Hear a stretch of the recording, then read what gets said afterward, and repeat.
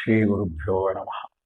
ಪ್ರಪನ್ನಪಾರಿಜಾತಾಯ ಸ್ತೋತ್ರವೇತ್ರೈಕಪಾಣಯೇ ಜ್ಞಾನಮುದ್ರಾಯ ಕೃಷ್ಣಾಯ ಗೋವಿಂದಾಯ ನಮೋ ನಮಃ.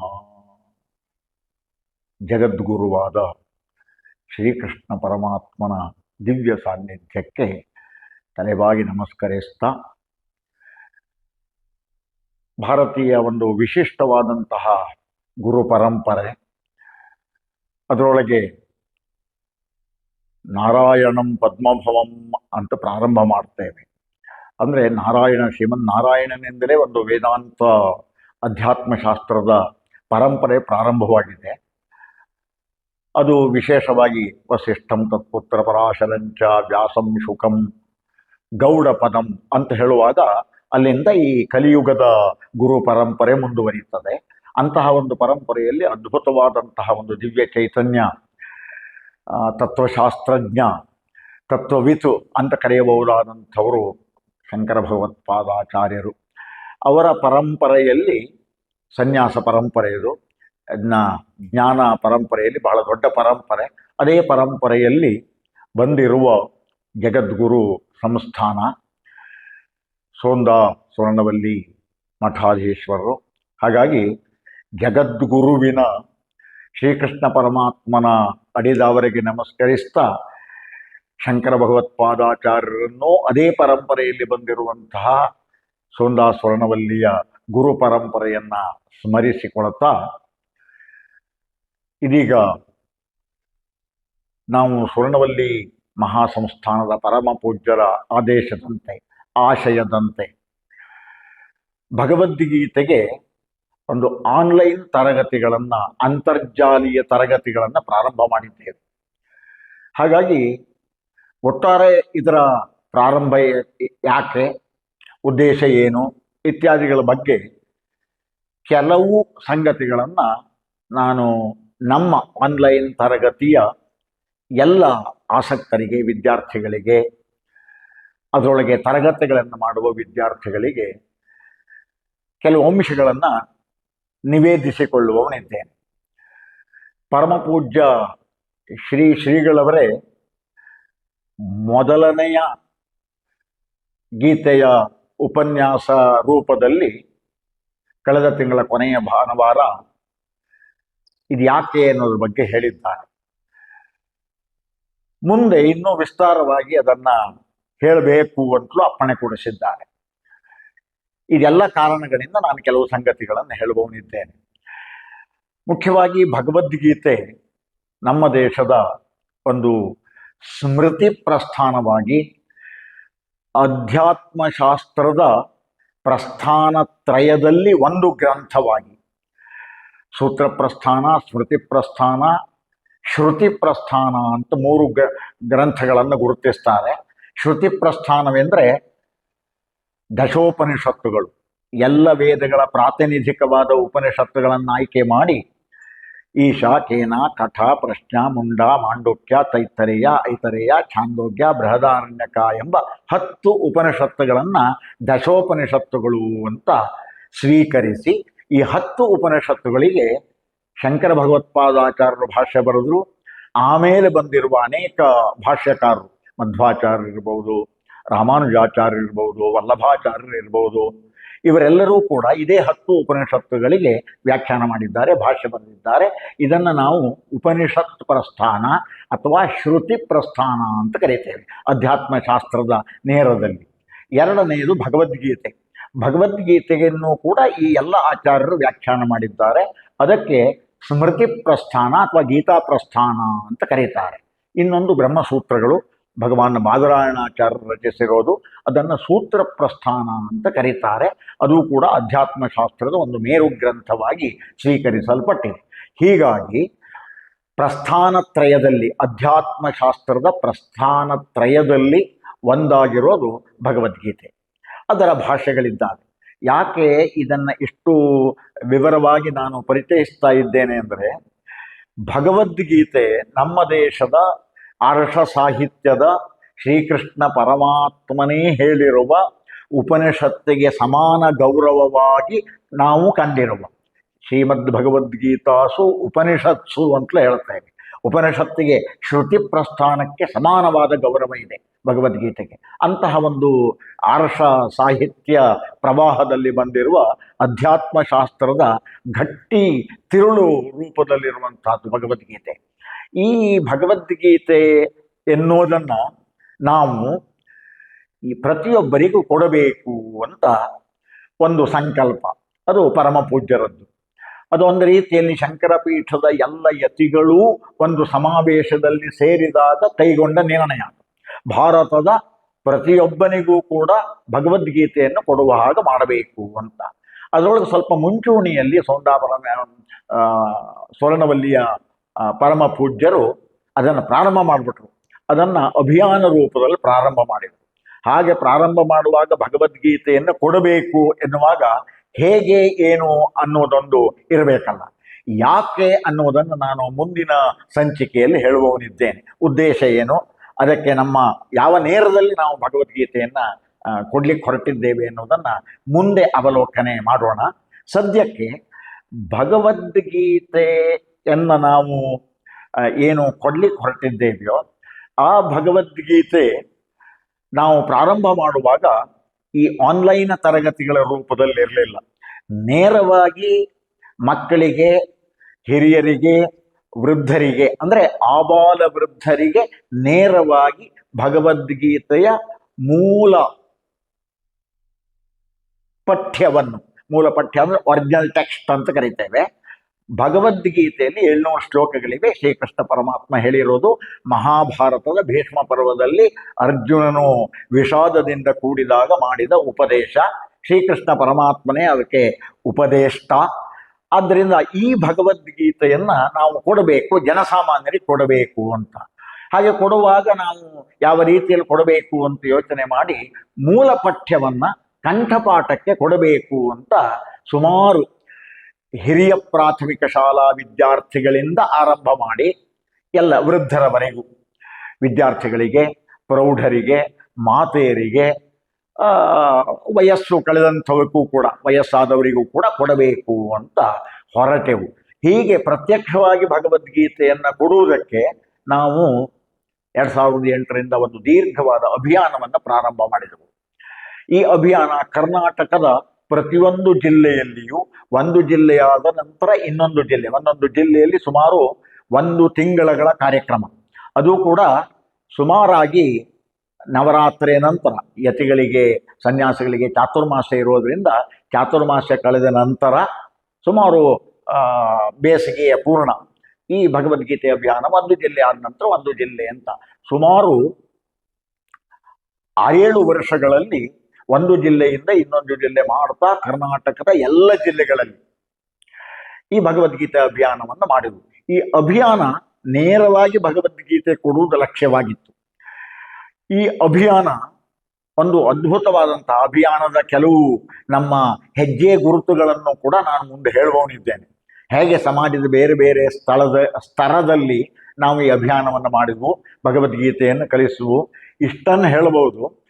1 ಸಲ 1 ಜಿಲ್ಲೆಯಿಂದ ಇನ್ನೊಂದು ಜಿಲ್ಲೆಗೆ, ಆಮೇಲೆ ಪ್ರತಿ ವರ್ಷವೂ ಕೂಡ ಒಂದೊಂದು ಜಿಲ್ಲೆಯನ್ನು ವಿಶೇಷವಾಗಿ ಆಯ್ಕೆ ಮಾಡಿಕೊಂಡು ಪುನಃಸ್ಮರಣೆಯ ರೂಪದಲ್ಲಿ ಪುನಃ ಕಾರ್ಯಕ್ರಮ ಮಾಡ್ತಾ ಬಂದು 1 ಸಲ ಇಡೀ ಕರ್ನಾಟಕದ ಎಲ್ಲ ಜಿಲ್ಲೆಗಳಲ್ಲಿ 31-32 ಜಿಲ್ಲೆಗಳಾಗ್ತವೆ.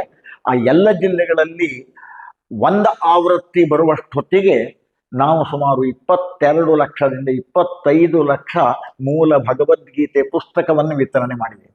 ಅಷ್ಟು ಜನರಿಗೆ ನಾವು ಭಗವದ್ಗೀತೆ ಪುಸ್ತಕವನ್ನು ಕೊಡುವುದಕ್ಕೆ ಪ್ರಯತ್ನ ಮಾಡಿದ್ದೇವೆ. 4-5 ಮುಖಗಳಲ್ಲಿ ಭಗವದ್ಗೀತೆಯ ಅಭಿಯಾನ ನಡ್ಕೊಂಡು ಬಂತು. ಆಮೇಲೆ ನಾವು ಭಗವದ್ಗೀತೆ ಅಭಿಯಾನದ ಸಮಯದಲ್ಲಿ ಮೂಲವನ್ನು ಕೊಡುವುದರ ಜೊತೆಗೆ ಭಗವದ್ಗೀತೆಯ ಮಹತ್ವ, ಭಗವದ್ಗೀತೆಯ ವೈಶಿಷ್ಟ್ಯ, ಭಗವದ್ಗೀತೆಯ ಬೇರೆ ಬೇರೆ ಮಗ್ಗುಲುಗಳು, ಉದಾಹರಣೆಗೆ ಭಗವದ್ಗೀತೆ ಮತ್ತು ನಿರ್ವಹಣಾ ಶಾಸ್ತ್ರ, ಮ್ಯಾನೇಜ್ಮೆಂಟು, ಭಗವದ್ಗೀತೆ ಮತ್ತು ಮನಃಶಾಸ್ತ್ರ, ಭಗವದ್ಗೀತೆ ಮತ್ತು ಮಾನಸಿಕ ಸ್ವಾಸ್ಥ್ಯ, ಈ ಥರದ ಆಧುನಿಕ ವಿಷಯಕ್ಕೆ ಯಾವುದು ಪೂರಕವಾಗಬಲ್ಲದೋ ಆ ಮಗ್ಗುಲುಗಳಲ್ಲೂ ಕೂಡ ಭಗವದ್ಗೀತೆಯ ವೈಶಿಷ್ಟ್ಯವನ್ನ, ಮಹಾತ್ಮೆಯನ್ನ, ಅದರ ತಾತ್ಪರ್ಯವನ್ನು ಕೊಡುವುದಕ್ಕೆ ಪ್ರಯತ್ನ ಪಟ್ಟಿದ್ದೇವೆ. ಈಗ ಹೇಳಬೇಕಾದ ವಿಶೇಷವಾಗಿ ಭಗವದ್ಗೀತೆಯ ಆನ್ಲೈನ್ ತರಗತಿಯ ವಿದ್ಯಾರ್ಥಿಗಳು ಅದರ ಶಿಕ್ಷಕರು ಗಮನದಲ್ಲಿರಿಸಿಕೊಳ್ಳಬೇಕಾದ ಸಂಗತಿ, ಅತಿ ಮುಖ್ಯವಾದ ಸಂಗತಿ ಏನು ಅಂದರೆ, ಆನ್ಲೈನ್ ತರಗತಿಗಳು ನಾವೀಗ ಪ್ರಾರಂಭ ಮಾಡಿ ಕೆಲವು ತಿಂಗಳುಗಳು ಕಳೆದು, ಈ ಆನ್ಲೈನ್ ತರಗತಿಗಳಲ್ಲಿ ಈವರೆಗಿನ ಆನ್ಲೈನ್ ತರಗತಿಯನ್ನು, ಪ್ರತಿನಿತ್ಯ ತರಗತಿಗಳನ್ನೇ ಏನು ತೆಗೆದುಕೊಳ್ತಾ ಇದ್ದಾರೆ ಶಿಕ್ಷಕರು, ಅದರೊಳಗೆ ಸಾವಿರ ಸಂಖ್ಯೆಯಲ್ಲಿ ಏನು ಭಾಗವಹಿಸ್ತಾ ಇದ್ದಾರಲ್ಲ, ಇವರೆಲ್ಲರಿಗೆ ನಾವು ಭಗವದ್ಗೀತೆಯನ್ನ ಕೇವಲ ಮೂಲ ಪಠ್ಯವನ್ನು ಮಾತ್ರ ಕೊಟ್ಟಿದ್ದೇವೆ ಆನ್ಲೈನ್ ತರಗತಿಗಳಲ್ಲಿ. ಅಂದರೆ ಅದಕ್ಕೊಂದು ವಿಶಿಷ್ಟವಾದ ಧಾಟಿಯನ್ನು ನಾವು ಅಳವಡಿಸಿದ್ದೇವೆ. ಅದನ್ನು ಶ್ರೀಮತಿ ಸಂಗೀತ ವಿದುಷಿ ರಾಧಾ ದೇಸಾಯಿ ಅವರು ಹಾಡಿದ್ದಾರೆ. ಅವರು ಪರಿಚಯಿಸಿರುವಂತಹ ಧಾಟಿಯಲ್ಲಿಯೇ ಹೇಳಬೇಕು ಅಂತ ಒಂದು ಧಾಟಿಯಿಂದ ಭಗವದ್ಗೀತೆ ಪೂರ್ಣವನ್ನು ಹೇಳುವುದಕ್ಕೆ ಅಭ್ಯಾಸ ಮಾಡಿಸಿ, ಅದಕ್ಕೆ ಹಾಗೆ ಹೇಳಿಕೊಡುವುದಕ್ಕೆ ಶಿಕ್ಷಕರಾಗಿ ನಿಯುಕ್ತರಾಗುವುದಕ್ಕೆ ಅರ್ಹತೆಯನ್ನು ಸಂಪಾದಿಸಿದ, ಅರ್ಥಾತ್ ಪ್ರಶಿಕ್ಷಿತರಾದ ಅಧ್ಯಾಪಕರನ್ನ ಪಾಠ ಮಾಡುವುದಕ್ಕೆ ನೇಮಿಸಿದ್ದೇವೆ. ಅವರು ಭಗವದ್ಗೀತೆಯ ಮೂಲವನ್ನು ಬಹಳ ವ್ಯವಸ್ಥಿತವಾಗಿ, ಮೊದಲು ಒಂದು ದಿವಸಕ್ಕೆ 2 ಶ್ಲೋಕ ಇತ್ತು, ಈಗ 4 ಶ್ಲೋಕವನ್ನು ಹೇಳಿಕೊಡ್ತಾ ಇದ್ದೀವಿ. ಒಟ್ಟಾರೆ ಮೂಲವನ್ನ ಕಂಠಪಾಠ ಮಾಡಿಸುವ ನೇರದಲ್ಲಿ ನಾವು ಆನ್ಲೈನ್ ತರಗತಿಗಳನ್ನು ಪ್ರಾರಂಭ ಮಾಡಿದ್ದೇವೆ. ಅದು ತುಂಬ ಯಶಸ್ವಿಯಾಗಿ, ಬಹಳ ಬೇಡಿಕೆಯ ವಿಷಯವಾಗಿ ಆ ತರಗತಿಗಳು ಮುಂದುವರಿತಾ ಇದೆ. ಈ ಮಧ್ಯದಲ್ಲಿ ಹಲವರ ಅಪೇಕ್ಷೆ ಇತ್ತು, ಭಗವದ್ಗೀತೆ ನೀವು ಮೂಲವನ್ನ ಪಠ್ಯವನ್ನ ಕೊಡ್ತಾ ಇದ್ದೀರಿ, ನಾವೆಲ್ಲ ಕಳೆದುಕೊಳ್ತಾ ಇದ್ದೇವೆ, ಇದರ ಜೊತೆಗೆ ಭಗವದ್ಗೀತೆ ಏನನ್ನು ಹೇಳ್ತಾ ಇದೆ, ಭಗವದ್ಗೀತೆಯ ಆ ಮೂಲ ಪಠ್ಯ ಏನಿದೆಯೋ, ಕೃಷ್ಣ ಉಪದೇಶ ಮಾಡಿದ ಭಾಗ ಏನಿದೆಯೋ ಅದಕ್ಕೆ ಏನು ಅರ್ಥ ಅಂತ ಕೆಲವರ ಪ್ರಶ್ನೆ, ಅದು ಜಿಜ್ಞಾಸೆ, ಅದು ಆಗಬೇಕಾದ ಬೆಳವಣಿಗೆ. ಈ ಬೆಳವಣಿಗೆಯನ್ನು ಪರಮಪೂಜ್ಯರು ಕೂಡ ಗುರುತಿಸಿದರು. ಹಾಗಾಗಿ ಒಂದೇ ಸಲ ಪೂರ್ಣವಾಗಿ ಭಗವದ್ಗೀತೆಯನ್ನು ಎಲ್ಲ ಮಗ್ಗುಲುಗಳಲ್ಲಿ ಪರಿಚಯಿಸುವುದು ಬಹಳ ಕಷ್ಟ. ಅದು ಹಾಗಾಗಿ ಒಂದು ನೇರವನ್ನು ಗುರುತಿಸ್ಕೊಳ್ಬೇಕು. ಭಗವದ್ಗೀತೆಯ ಒಂದು ಅಧ್ಯಾತ್ಮ ಶಾಸ್ತ್ರ ಅಂತ ವೇದಾಂತ ಶಾಸ್ತ್ರದ ಒಳಮರ್ಮಗಳನ್ನೆಲ್ಲ ನಾವು ಒಮ್ಮೆಲೆ ಹೇಳಲಿಕ್ಕೆ ಹೊರಟ್ರೆ ಸಾಮಾನ್ಯ ಓದುಗನಿಗೆ, ಕೇಳುಗನಿಗೆ, ಜಿಜ್ಞಾಸುವಿಗೆ ಅದು ಅರ್ಥವಾಗುವುದರ ಬದಲು ಸಂಶಯಗಳೋ ಅಥವಾ ವಿಭ್ರಮೆಗಳೋ ವಿಪರೀತ ಅರ್ಥಗಳೋ ಹೆಚ್ಚಾಗುವ ಸಂದರ್ಭ ಇರ್ತದೆ. ಹಾಗಾಗಿ ಅದಕ್ಕೊಂದು ವ್ಯವಸ್ಥೆ ಇರಲಿ ಅಂತ ಅರ್ಥಜ್ಞಾನಕ್ಕೆ ಸಂಬಂಧಪಟ್ಟ ಹಾಗೆ ಇಷ್ಟು ದಿನಗಳ ಆನ್ಲೈನ್ ತರಗತಿಯ ಬೆಳವಣಿಗೆಗಳನ್ನು ಗಮನಿಸಿದ ಮೇಲೆ ಇದೀಗ ತಿಂಗಳದ ಕೊನೆಯ ಭಾನುವಾರ ಒಂದು ಉಪನ್ಯಾಸ ರೂಪವಾಗಿ ಭಗವದ್ಗೀತೆಯ ವಿಷಯವನ್ನು ಹೇಳಬೇಕು ಅಂತ ಪರಮ ಪೂಜ್ಯರು ಯೋಚಿಸಿದರು. ಇದೊಂದು ಬಹಳ ಅದ್ಭುತವಾದ ಬೆಳವಣಿಗೆ. ಒಮ್ಮೆಲೇ ಎಲ್ಲವನ್ನ ಹೇಳುವ ಕೊಡುವ ಪ್ರಯತ್ನವೂ ಅಲ್ಲ. ಅರ್ಥ ಜಿಜ್ಞಾಸುಗಳಿಗೆ ಏನೂ ಅವರ ಜಿಜ್ಞಾಸೆಗೆ ಆಹಾರ ಒದಗಿಸದೇ ಇರುವ ಹಾಗೆಯೂ ಇಲ್ಲ. ವಿಶೇಷ ಜಿಜ್ಞಾಸೆಯನ್ನ ವಿದ್ವಾಂಸರು ಮುಂದುವರಿಸ್ತಾರೆ. ಪ್ರಕೃತ ನಾವು ತಿಂಗಳಿಗೆ ಒಂದು ಗೀತೆಯ ಬಗ್ಗೆ ಉಪನ್ಯಾಸದ ಮೂಲಕ ಅದನ್ನು ಪರಿಚಯಿಸಬೇಕು ಅಂತ ಪ್ರಾರಂಭ ಮಾಡಿದ್ದೇವೆ. ಅದನ್ನು ಪರಮ ಪೂಜ್ಯ ಶ್ರೀಮದ್ ಗಂಗಾಧರೇಂದ್ರ ಸರಸ್ವತಿ ಮಹಾಸ್ವಾಮಿಗಳವರೇ ಕಳೆದ ತಿಂಗಳ ಭಾನುವಾರ, ಕೊನೆಯ ಭಾನುವಾರ ಅರ್ಧ ಗಂಟೆಯ ಉಪನ್ಯಾಸವನ್ನು ನೀಡಿದ್ದಾರೆ. ಅಂದರೆ ಈ ಉಪನ್ಯಾಸವು ಕೂಡ ತುಂಬ ದೀರ್ಘವಾಗಬಾರದು, ಒಂದು ಅರ್ಧ ಗಂಟೆಯಲ್ಲಿ ಸಂಕ್ಷಿಪ್ತವಾಗಿ ಹೇಳುವ ಹಾಗೆ ಇರಬೇಕು ಅಂತ ಯೋಚನೆ ಮಾಡಿ ಹಾಗೂ ಉಪಕ್ರಮ ಮಾಡಿದೆ. ಕಳೆದ ಸಂಚಿಕೆಯಲ್ಲಿ, ಅಂದರೆ ಪ್ರಾರಂಭದ ಮೊದಲನೆಯ ಸಂಚಿಕೆಯಲ್ಲಿ ಪರಮ ಪೂಜ್ಯ ಶ್ರೀಗಳವರು ಭಗವದ್ಗೀತೆಯ ಮಹತ್ವವನ್ನು ಅದ್ಭುತವಾಗಿ ಕೆಲವೇ ಮಾತುಗಳಲ್ಲಿ ಸಂಗ್ರಹಿಸಿಕೊಟ್ಟಿದ್ದಾರೆ. ಅಷ್ಟು ಸುಲಭ ವೇದ್ಯವಾದದ್ದಲ್ಲ. ಅವರು ಹೇಳಿರುವ ಮಾತನ್ನೆಲ್ಲ ಹಿಗ್ಗಿಸಿ ನಾಕಾರು ಉಪನ್ಯಾಸ ಮಾಡಬಹುದಾದ ಸಂಗತಿಗಳು. ಸರಳವಾಗಿ ಹೇಳಿದ್ದಿದ್ರೂ ಕೂಡ ಗಂಭೀರವಾಗಿ ಭಗವದ್ಗೀತೆ ಏನು ಅನ್ನುವುದನ್ನು ಪರಿಚಯ ಮಾಡಿಕೊಟ್ಟಿದ್ದಾರೆ. ಅದರೊಳಗೆ ನಾವು ಆನ್ಲೈನ್ ತರಗತಿಗಳನ್ನು ಯಾಕೆ ಮಾಡ್ತಾ ಇದ್ದೀವಿ ಅನ್ನೋದನ್ನು ಹೇಳಿದ್ದಾರೆ. ಈ ಭಗವದ್ಗೀತೆಯ ಕುರಿತಾಗಿ ಹೇಳ್ತಾ ಅವರು ಬಹಳ ಮುಖ್ಯವಾಗಿ ಭಗವದ್ಗೀತೆ ಒಂದು ಅಧ್ಯಾತ್ಮ ಶಾಸ್ತ್ರ ಅನ್ನುವುದನ್ನ 2-3 ಸಲ ಹೇಳಿದ್ದಾರೆ ಅವರ ಮಾತಿನಲ್ಲಿ. ಅಂದರೆ ಅದೊಂದು ವೇದಾಂತ ಗ್ರಂಥ ಎನ್ನುವುದು.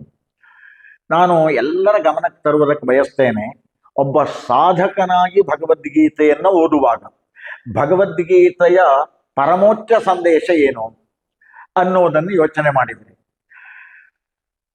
ಅದು ಕೇವಲ ಅರ್ಜುನ ಹೇಳಿದ್ದಲ್ಲ, ಅರ್ಜುನನನ್ನ ನಿಮಿತ್ತೀಕರಿಸಿ ಬೋಧನೆ ಮಾಡಿದಂತಹ ಗ್ರಂಥ.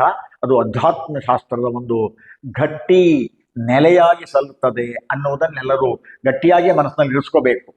ಪ್ರಕೃತ ಭಗವದ್ಗೀತೆಯ ಅಭಿಯಾನವು ನಮ್ಮ ಆನ್ಲೈನ್ ತರಗತಿಗಳು ಇಂತಹ ಭಗವದ್ಗೀತೆಯನ್ನ ಸಾಧನಾ ಕ್ಷೇತ್ರವಾಗಿ ಬಳಸ್ಕೊಳ್ತಾ, ಸಾಧನಾ ವಿಷಯವಾಗಿ ಬಳಸ್ಕೊಳ್ತಾ, ಅದರ ಅಧ್ಯಾತ್ಮದ ಆಂತರ್ಯವನ್ನ ಜಿಜ್ಞಾಸೆ ಮಾಡುವಂಥವರಿಗಾಗಿ ನಾವು ಈ ಆನ್ಲೈನ್ ತರಗತಿಗಳನ್ನು ಪ್ರಾರಂಭ ಮಾಡಿಲ್ಲ. ಮುಖ್ಯವಾಗಿ ಸರಳವಾಗಿ ಮೂಲ ಭಗವದ್ಗೀತೆಯನ್ನ ಕಂಠಸ್ಥ ಮಾಡಬೇಕು, ಒಳ್ಳೆಯ ಸರಾಗವಾಗಿ ರಾಗಬದ್ಧವಾಗಿ ಹಾಡಬೇಕು. ಅದನ್ನ ಕಂಠಸ್ಥ ಮಾಡಿದ್ರಿಂದ ಏನೆಲ್ಲ ಪ್ರಯೋಜನಗಳಿವೆ ಇದನ್ನ ನೇರದಲ್ಲಿಟ್ಕೊಂಡು ನಾವು ಅಭಿಯಾನವನ್ನು ಪ್ರಾರಂಭ ಮಾಡಿದ್ವಿ, ಆನ್ಲೈನ್ ತರಗತಿಗಳನ್ನು ಪ್ರಾರಂಭ ಮಾಡಿದ್ವಿ. ಹಾಗಾಗಿ ದೊಡ್ಡ ಸಂಗತಿಗಳಲ್ಲ, ನಮ್ಮ ತರಗತಿಗಳಲ್ಲಿ ಅಂದ್ರೆ ಭಾಗವಹಿಸುವ, ತರಗತಿಗಳಲ್ಲಿ ಪಾಲ್ಗೊಂಡಿರುವ ಎಲ್ಲ ಆಬಾಲ ವೃದ್ಧರಿಗೆ ಸರಳವಾಗಿ ಭಗವದ್ಗೀತೆಯನ್ನ ಪರಿಚಯಿಸಬೇಕು ಎನ್ನುವುದು ಈ ಉಪನ್ಯಾಸ ಮಾಲಿಕೆಯ ಆದ್ಯ ಗುರಿಯಾಗಿದೆ. ಹಾಗಾಗಿ ಅಭಿಯಾನ ಹೊರಟ ಮುಂದಿನ ಸ್ತರವಾಗಿ, ಮುಂದಿನ ಸ್ಟೆಪ್ ಆಗಿ ಏನು ನಾವು ಈ ಆನ್ಲೈನ್ ಕ್ಲಾಸ್ಗಳನ್ನು ಮಾಡಿದ್ದೇವೆಯೋ, ಪ್ರಾರಂಭ ಮಾಡ್ತಾ ಇದ್ದೀವಿಯೋ, ಇದರೊಳಗೆ ಉಪನ್ಯಾಸವನ್ನ ನಾವು ಆ ರೀತಿಯಲ್ಲಿ ಯೋಚನೆ ಮಾಡಿದ್ದೇವೆ. ಹೇಗೆ ಅಂತಂದ್ರೆ ಬಹಳ ಸರಳವಾಗಿ ಭಗವದ್ಗೀತೆಯ ಬಗ್ಗೆ ಹೇಳಬೇಕು ಅಂತ. ಇಲ್ಲಿ ರಾಮಾನುಜಾಚಾರ್ಯರು ಏನು ಹೇಳಿದ್ರು, ಮಧ್ವಾಚಾರ್ಯರು ಏನು ಹೇಳಿದ್ರು, ನಿಂಬಾರ್ಕರು ಏನು ಹೇಳಿದ್ರು, ವಲ್ಲಭಾಚಾರ್ಯರು ಏನು ಹೇಳಿದ್ರು, ಶಂಕರ ಭಗವತ್ಪಾದರು ಭಾಷ್ಯದಲ್ಲಿ ಏನು ಹೇಳಲಿಕ್ಕೆ ಹೊರಟರು ಎನ್ನುವುದನ್ನ ನಾವು ಮುಖ್ಯವಾಗಿ ಜಿಜ್ಞಾಸೆಗೆ ಹೊರಟಿಲ್ಲ. ಜಿಜ್ಞಾಸೆ ಅಯೋಗ್ಯ ಅಥವಾ ಅದು ಅನುಕರಣೀಯವಲ್ಲ ಅಂತಲೂ ಅರ್ಥವಲ್ಲ. ಜಿಜ್ಞಾಸೆ ಯೋಗ್ಯವೇ. ಬಹಳ ಮೇಲಿನ ಜಿಜ್ಞಾಸೆ ಇದ್ದಂಥವರು ವಿಶೇಷ ಅಧ್ಯಯನ ಮಾಡಿ ಅಥವಾ ವಿಶೇಷಾಧ್ಯಯನವುಳ್ಳ ವಿದ್ವಾಂಸರಿಂದ ಅದರ ಉಪದೇಶವನ್ನ ಪಡೆದು ಕೃತಾರ್ಥರಾಗಬೇಕು. ನಾವು ಹೊರಟಿರೋದು ಸಾಮಾನ್ಯ ಓದುಗನಿಗೆ. ಭಗವದ್ಗೀತೆಯನ್ನು ಈಗ ತರಗತಿಯಲ್ಲಿ, ಆನ್ಲೈನ್ ತರಗತಿಯಲ್ಲಿ ಕಲಿತುಕೊಳ್ತಾ ಇದ್ದಾರೆ. ಅಂಥವರಿಗೆ ಯಾವುದೋ ಒಂದು ಶ್ಲೋಕದಲ್ಲಿ ಇದು ಸರಿಯೋ ಅದು ಸರಿಯೋ ಅಂತ ಬರ್ತದೆ. ಈ ರೀತಿಯ ಇಲ್ಲಿ ಯಾವ ಮೊದಲನೇ ಅಧ್ಯಾಯದಲ್ಲಿ ಅರ್ಜುನ ವಿಷಾದ ಯೋಗ ಅಂತ ಇಟ್ಕೊಳ್ಳಿ.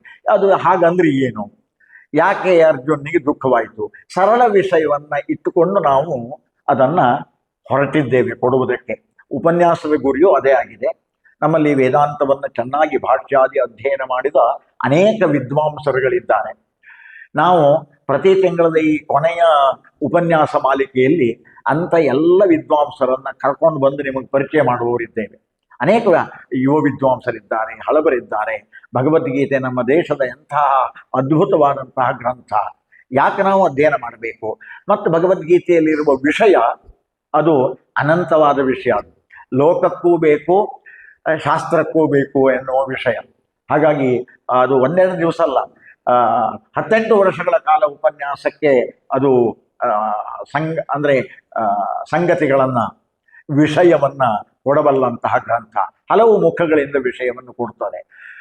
ಹಾಗಾಗಿ ಅಂತಹ ಭಗವದ್ಗೀತೆಯನ್ನ ಸರಳ ಉಪನ್ಯಾಸದ ಮೂಲಕ ನಾವು ಮುಂದಿನ ತಿಂಗಳುಗಳಲ್ಲಿ, ಕೊನೆಯ ಭಾನುವಾರ ಬರ್ತಾ ಇರುವ ಹಾಗೇನೆ ಅನೇಕ ಬೇರೆ ಬೇರೆ ವಿದ್ವಾಂಸರಿಂದ ಈ ಉಪನ್ಯಾಸವನ್ನ ಅವರಿಗೆ ಇಂತಹ ವಿಷಯದ ಮೇಲೆ ಹೇಳಬೇಕು ಅಂತ ವಿಷಯ ವಿಭಾಗವೇ, ಅಂದ್ರೆ ಪುನರುಕ್ತಿ ಆಗಬಾರದು ಎಂಬ ಕಾರಣದಿಂದ ವಿಷಯ ವಿಭಾಗವನ್ನು ಇಟ್ಕೊಂಡೇ ಅನೇಕ ವಿದ್ವಾಂಸರನ್ನ ನಿಮಗೆ ಪರಿಚಯ ಮಾಡಲಿಕ್ಕಿದ್ದೇವೆ.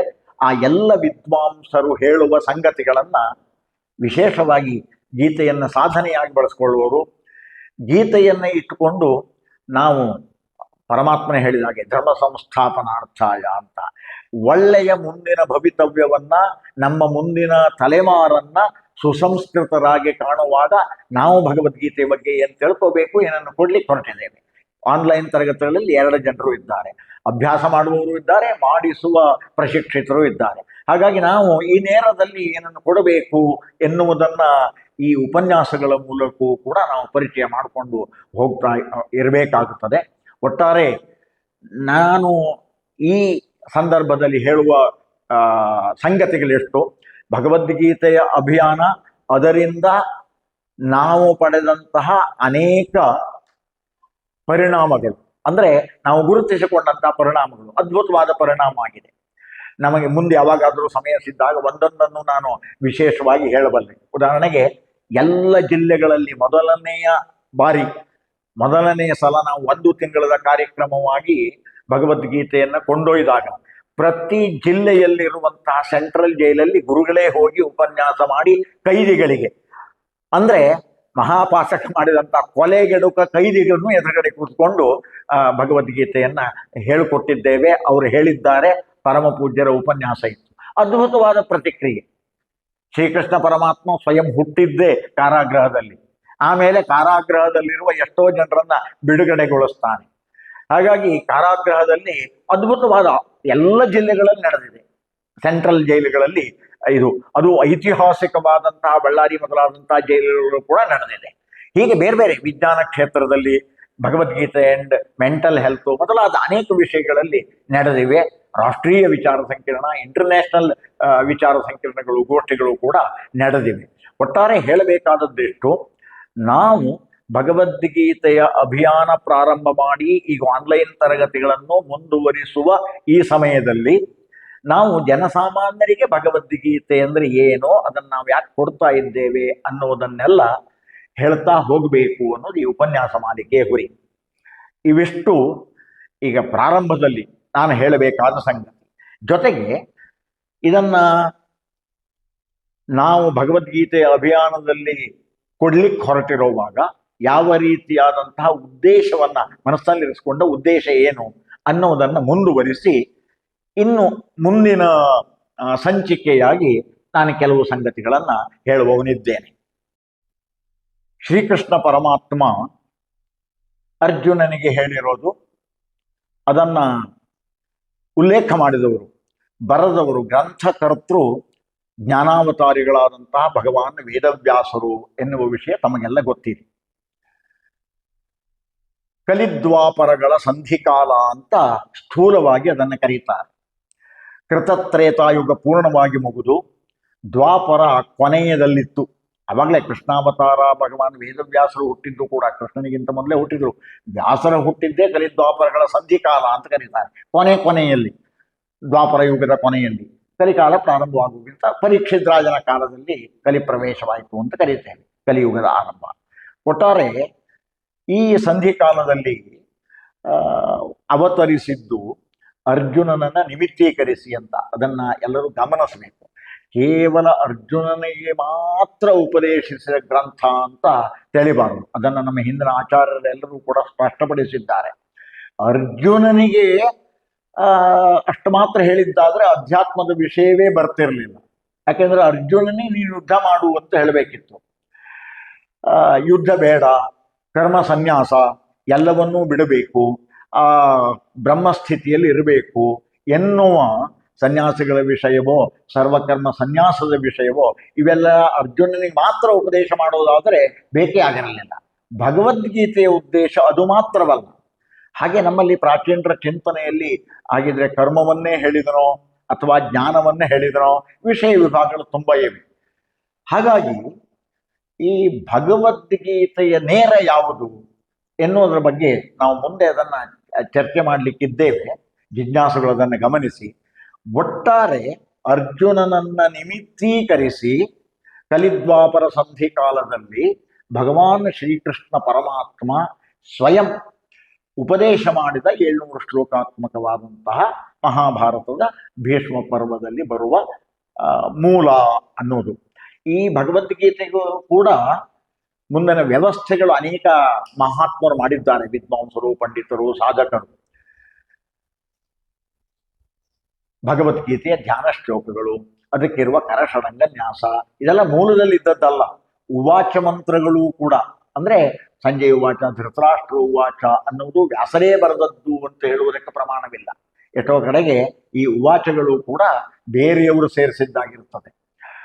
ಇರಲಿ, ಒಟ್ಟಾರೆ ಅರ್ಜುನನ ನಿಮಿತ್ತವಾಗಿರಿಸಿಕೊಂಡು ಮಹಾಭಾರತದಲ್ಲಿ ಈ ಭಗವದ್ಗೀತೆಯನ್ನು ಉಪದೇಶ ಮಾಡಿದಂತಹ ಪರಮಾತ್ಮನ ಉಪದೇಶ ಅಂತ ನಾವು ಸ್ವೀಕಾರ ಮಾಡಿದ್ದೇವೆ. ಅದು ವ್ಯಾಸರದನ್ನು ಉಲ್ಲೇಖ ಮಾಡಿಟ್ಟಿದ್ದಾರೆ. ಇದನ್ನ ನಾವು ಅರ್ಜುನನಿಗೆ ಉಪದೇಶ ಮಾಡುವ ಸಂದರ್ಭದಲ್ಲಿ ಒಂದು ಮಾತು ಬರ್ತದೆ. ಯಾಕೆ ಉಪದೇಶ ಮಾಡಿದ ಅಂತಂದ್ರೆ, ಅರ್ಜುನನಿಗೆ ಒಂದು ತುಂಬಾ ವಿಶಿಷ್ಟವಾದಂತಹ ದುಃಖವಾಗಿತ್ತು. ಅದನ್ನು ವಿಷಾದ ಅಂತ ಗುರುತಿಸಿದ್ದಾರೆ.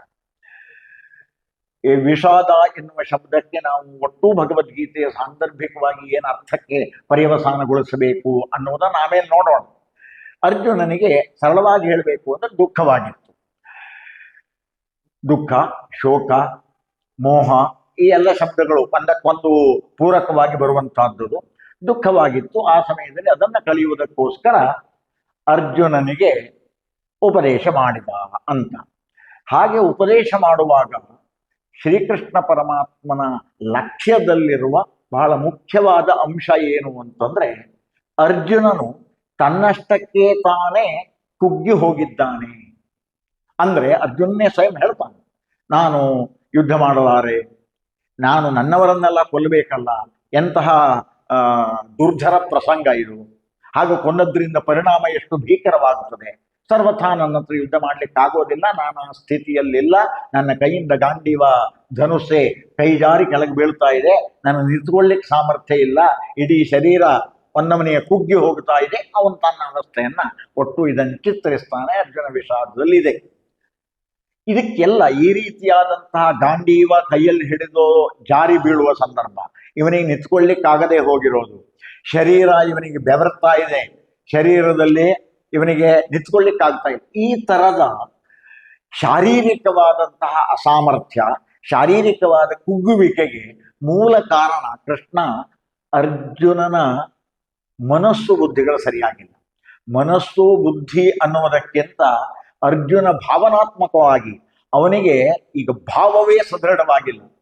ಆದ್ದರಿಂದ ಅವನ ಹೃದಯ ದೌರ್ಬಲ್ಯಕ್ಕೆ ಒಳಗಾಗಿದೆ. ಆದ್ದರಿಂದ ಅರ್ಜುನನ ಹೃದಯ ದೌರ್ಬಲ್ಯವನ್ನ ನಿವಾರಿಸಬೇಕು. ಈ ಹೃದಯ ದೌರ್ಬಲ್ಯ ಅನ್ನೋದಿದೆಯಲ್ಲ, ಇದು ಬಹಳ ಕ್ಷುಲ್ಲಕವಾದದ್ದು. ಯಾರಿಗೆ ಹೃದಯ ದುರ್ಬಲತೆಗೆ ಒಳಗಾಗ್ತಾನೋ ಅವನಿಗೆ ಶಾರೀರಿಕವಾದಂತಹ ಆರೋಗ್ಯ ಸರಿಯಾಗಿ ಇರೋದಿಲ್ಲ. ಇಂದ್ರಿಯಗಳು ಪಾಠವತೆಯನ್ನು ಕಳ್ಕೊಳ್ಳುತ್ತವೆ, ಮನಸ್ಸು ಬುದ್ಧಿಗಳು ಕ್ಷುಲ್ಲಕವಾಗುತ್ತವೆ, ಕ್ಷೀಣವಾಗ್ತಾ ಹೋಗ್ತವೆ, ದುರ್ಬಲವಾಗ್ತಾ ಹೋಗ್ತವೆ. ಇದೆಲ್ಲದಕ್ಕೂ ಹೃದಯ ದೌರ್ಬಲ್ಯ ಕಾರಣ ಅಂತ ಪರಮಾತ್ಮ ಗುರುತಿಸಿದ ಅಂತ ಕಾಣಿಸ್ತದೆ. ಅದು ಸ್ಪಷ್ಟವಾದ ಮಾತುಗಳಲ್ಲೇ ಬರ್ತದೆ. ಅರ್ಜುನ ಕ್ಷುದ್ರಂ ಹೃದಯ ದೌರ್ಬಲ್ಯಂ ತ್ಯಕ್ತವೋತ್ತಿಷ್ಠ, ಕರೆ ಕೊಡ್ತಾನ. ಕ್ಷುಲ್ಲಕವಾದಂತಹ ಹೃದಯ ದೌರ್ಬಲ್ಯವನ್ನ ಮೆಟ್ಟಿ ನಿಲ್ಲು, ಅದನ್ನು ಬಿಟ್ಟುಬಿಡು. ತ್ಯಕ್ತವಾ ಉತ್ತಿಷ್ಠ, ಅದನ್ನ ಬಿಟ್ಟು ಎದ್ದೇಳು ಅಂತ ಕರೆ ಕೊಡ್ತಾನೆ. ಹಾಗಾಗಿ ನಾವು ನಮ್ಮ ಇಂದಿನ ಸಮಾಜಕ್ಕೆ ಭಗವದ್ಗೀತೆಯನ್ನ ಕೊಡಬೇಕು, ಅಬಾಲ ವೃದ್ಧರಿಗೆಲ್ಲರಿಗೂ ಕೊಡಬೇಕು ಎನ್ನುವಾಗ ಪರಮ ಪೂಜ್ಯರು ಯೋಚಿಸಿದ್ದು ಇದೇ ಸಂಗತಿಯನ್ನು. ಅಂದ್ರೆ ಎಲ್ಲರೂ ಅಬಾಲ ವೃದ್ಧರು, ವಿದ್ಯಾರ್ಥಿಗಳನ್ನು ನೋಡಿ, ನೀವು ಉದ್ಯೋಗಸ್ಥರನ್ನು ನೋಡಿ, ಎಲ್ಲರಿಗೂ ಒಂದಲ್ಲ ಒಂದು ರೀತಿಯಾದಂತಹ ಹೃದಯ ದೌರ್ಬಲ್ಯ. ಈ ಹೃದಯ ದೌರ್ಬಲ್ಯದಿಂದ ಎರಡು ರೀತಿಯ ಪರಿಣಾಮಗಳು. ಅವನು ಎಂಥದೇ ಸಂದರ್ಭದಲ್ಲಿ ಪ್ರತಿಕ್ರಿಯಿಸುವುದಕ್ಕೆ ಅರ್ಹನಾಗಿದ್ದರೆ, ಸಮರ್ಥನಾಗಿದ್ದರೆ ಮತ್ತೊಬ್ಬನ ಮೇಲೆ ಆಕ್ರಮಣ ಮಾಡ್ತಾನೆ. ಒಂದು ವ್ಯಕ್ತಿ ಪ್ರತಿಕ್ರಿಯಿಸುವುದಕ್ಕೆ ದುರ್ಬಲನಾದ, ಅಸಮರ್ಥನಾದರೆ, ದೌರ್ಬಲ್ಯ ಎರಡೂ ಕಡೆಗೆ ಬರ್ತದೆ. ಅಸಮರ್ಥನಾದರೆ ತಾನು ಕೈಲಾಗದವನೇ ಅವನು ಅಂತ ಭಾವಿಸಿ ತಾನೇ ಆತ್ಮಹತ್ಯೆ ಕಡೆಗೂ ಯೋಚನೆ ಮಾಡಬಹುದು. ಹೃದಯ ದೌರ್ಬಲ್ಯ ಈ ಎರಡೂ ಕಡೆಗಳಲ್ಲಿ ಭೀಕರವಾದಂತಹ ಪರಿಣಾಮವನ್ನು ಉಂಟು ಮಾಡುವಂತಹದ್ದು. ಆದ್ದರಿಂದ ಸಮಾಜಕ್ಕೆ ಕೊಡುವಾಗ ಕ್ಷುದ್ರವಾದ ಹೃದಯ ದೌರ್ಬಲ್ಯವನ್ನ ಪ್ರತಿಯೊಬ್ಬನು ಮೆಟ್ಟಿ ನಿಲ್ಲುವ ನೇರದಲ್ಲಿ, ಪ್ರತಿಯೊಬ್ಬನ ಆತ್ಮವಿಶ್ವಾಸವನ್ನು ತುಂಬುವ ನೇರದಲ್ಲಿ ಭಗವದ್ಗೀತೆಯನ್ನು ನಾವು ಕೊಡಬಹುದು, ಬಳಸಬಹುದು. ಈ ನೇರದಲ್ಲಿ ಕ್ಷುದ್ರಂ ಹೃದಯ ದೌರ್ಬಲ್ಯಂ ತ್ಯಕ್ತವೋತ್ತಿಷ್ಠ ಎಂಬ ಘೋಷಣಾ ವಾಕ್ಯದೊಂದಿಗೆ ಅಭಿಯಾನ ಪ್ರಾರಂಭವಾಗಿದೆ. ಇದನ್ನ ಎಲ್ಲರೂ ಗಮನಿಸಬೇಕು. ನಾವು ಪ್ರತಿಯೊಬ್ಬನಿಗೆ ಮಾಡುವಾಗ ಏನು ದೊಡ್ಡ ಅಧ್ಯಾತ್ಮ ಶಾಸ್ತ್ರ, ನಿನಗೆ ಮೋಕ್ಷ ಸಿಗ್ತದೆ ಅಂತ ಉಪದೇಶದ ತಾತ್ಪರ್ಯ ಅಂತ ಎಲ್ಲವರನ್ನು ಮೋಕ್ಷಕ್ಕೆ ಮಾಡುವುದಕ್ಕೆ ಆ ರೀತಿಯಾದ ಉದ್ದೇಶದಿಂದ ಹೊರಟದ್ದಲ್ಲ. ಪ್ರತಿಯೊಬ್ಬನ ಹೃದಯ ದೌರ್ಬಲ್ಯವನ್ನು ನೀಗಿಸುವ ನೇರದಲ್ಲಿ ಭಗವದ್ಗೀತೆಯ ಅಭಿಯಾನ ಪ್ರಾರಂಭವಾಯಿತು. ಹಾಗಾಗಿ ಆನ್ಲೈನ್ ತರಗತಿಗಳಲ್ಲೂ ಕೂಡ ಇದೇ ನೇರದಲ್ಲಿ ನಾವು ಹೆಚ್ಚಿನ ಜನರಿಗೆ, ಪ್ರತಿಯೊಬ್ಬರಿಗೂ ಅವರವರ ದೌರ್ಬಲ್ಯಗಳ ಅರ್ಥವಾಗಿ, ಬಹಳ ಮುಖ್ಯವಾಗಿ ಹೃದಯ ದೌರ್ಬಲ್ಯ, ಅದಕ್ಕೊಂದು ಚಿಕಿತ್ಸೆಯಾಗಿ, ಅದಕ್ಕೊಂದು ಔಷಧವಾಗಿ ಈ ಅಮೃತ ಸಿಂಚನದಂತಹ ಭಗವದ್ಗೀತೆಯನ್ನು ಕೊಡಬೇಕು ಅಂತ ಯೋಚನೆ ಮಾಡಿ ಹೊರಟಿದೆ. ಅದೇ ನೇರದಲ್ಲಿಯೇ ನಮ್ಮ ಆನ್ಲೈನ್ ತರಗತಿಗಳಲ್ಲಿಯೂ ಕೂಡ ಈ ಉಪನ್ಯಾಸದ ಮಾಲಿಕೆ ಭಗವದ್ಗೀತೆಯನ್ನ ಈ ನೇರದಲ್ಲಿ ಪರಿಚಯಿಸಬೇಕು ಅಂತ ಹೊರಟಿದ್ದೇನೆ. ಇನ್ನೂ ವಿಶಿಷ್ಟವಾದಂತಹ ಒಂದಷ್ಟು ಉದ್ದೇಶಗಳಿವೆ. ಅದನ್ನು ನಾನು ಮುಂದಿನ ಸಂಚಿಕೆಯಲ್ಲಿ ಸ್ವಲ್ಪ ಮಟ್ಟಿಗೆ ವಿವರಿಸ್ತೇನೆ.